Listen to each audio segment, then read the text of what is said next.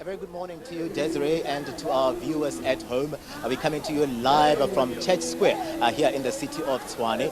This is where most of the DA members have gathered this morning to try and demonstrate and put pressure on the finance minister to ensure that when he delivers that mid-term budget statement next week, he include the proposals that they've submitted to him in ensuring that at least there's a cushion where food prices are concerned.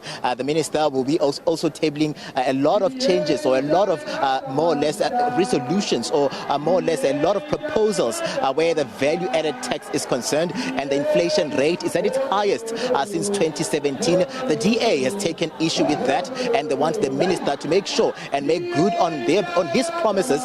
They're saying as well that their proposals that they've already submitted in Parliament already, speaking to this or theirs today, is to ensure that they apply pressure on the Minister of Finance to do good on those proposals. But I'm going to bring into the conversation now the DA's parliamentary chief whip, that being Sefiwe Kwahube, who'll just be joining us to let us in on what is happening here today. We see that as a Democratic Alliance, you're applying pressure on the finance minister to do good on his promises. It really hasn't been good and well for people on the ground in terms of the food prices that have been escalating, along with other socio-economic challenges. But you want the minister to do good on those promises. Welcome to the SABC. Thank you, and good afternoon to your viewers. Of course, this crisis of the cost of living is something that cannot be ignored. It is, in effect, if you look at it, is a humanitarian crisis.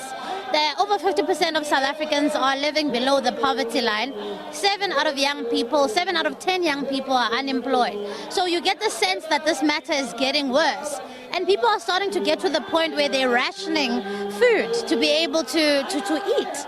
And so with the escalating the escalating cost of fuel, the escalating cost of food, the escalating cost of just living in South Africa, it has reached crisis levels. That's why we're saying to the Minister of Finance that you've got an opportunity next week to essentially put some proposals on the table to readjust the budget so that it is responsive to the people of South Africa. If you're not doing that in Parliament where the work is meant to be done, then when are you doing that? If people are struggling on the ground, then make those proposals. We are saying review the zero-rated food items so that we can make sure that the basket of food for people is expanded.